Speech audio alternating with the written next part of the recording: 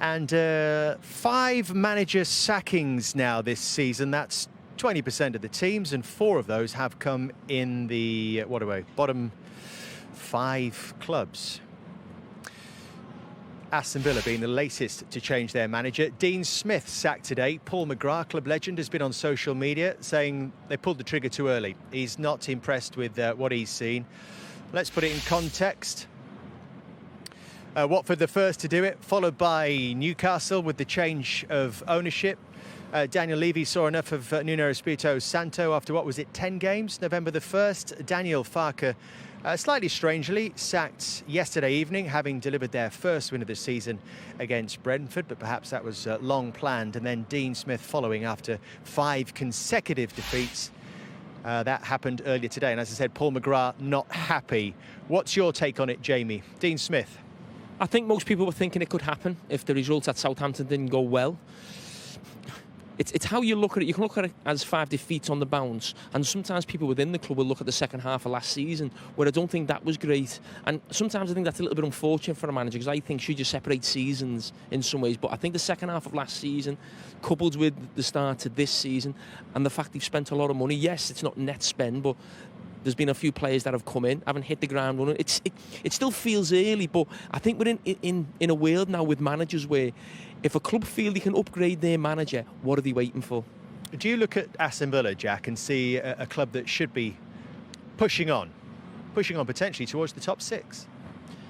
Yeah, but they lost their best player, and everything went through Jack Grealish. He carried the ball, he created all the chances, and they lost him, and that takes some replacing. They've tried, as Jamie said, some players probably haven't hit the ground running, but it's difficult for a manager to replace that when you put everything through him, like set pieces, creative play, and they missed him and they paid the price. I think from Villa's point of view, they bought in Bailey for 30 million. He's not started the season well. He needs time. It's a new league. Buendia's struggled as well.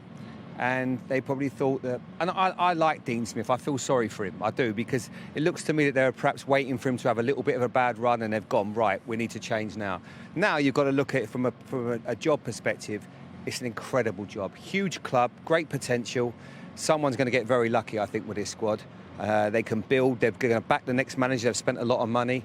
So, unlucky for Dean Smith, someone else will certainly reap the rewards. I'm not sure who they're going to go for. I think Steven Gerrard's the favourite in the betting, and that doesn't surprise me. He's done a great job at Rangers, so I'll be interested to see where they go next. Would it be a good move for Steven Gerrard?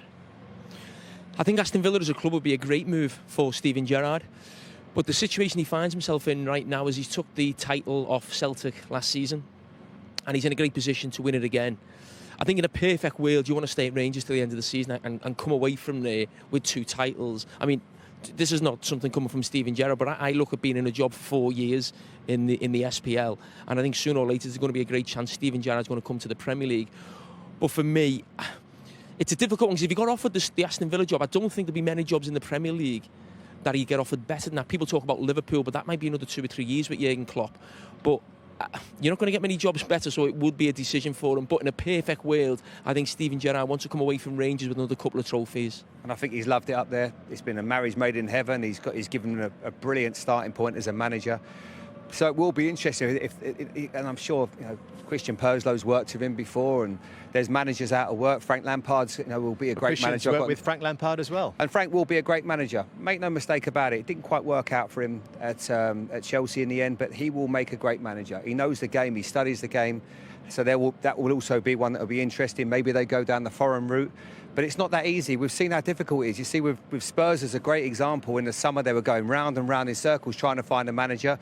They wanted Conte. It didn't work out. Then they ended up going for Espirito Santo and ended up going back to Conte. So it's not as easy as what you think. But what they've given themselves, and it happens, I think, it's the curse of the international break, where teams now got 2 weeks to get someone. And normally in football, they'll have already sounded whoever they want out. That's normally how it works. When you see this crazy world of coaching and chopping and changing of managers, Jack, does it make you less tempted to go that way? Well, one thing it does is creates opportunities, doesn't it, for likes of Frank, Steven Gerrard, young managers who are new to the game, for an opportunity to manage at a club like Villa, for one of them is fantastic. So I don't know is the answer to that question, but we'll see. You're not putting your hat in the ring just yet then? Not yet. Somewhere off.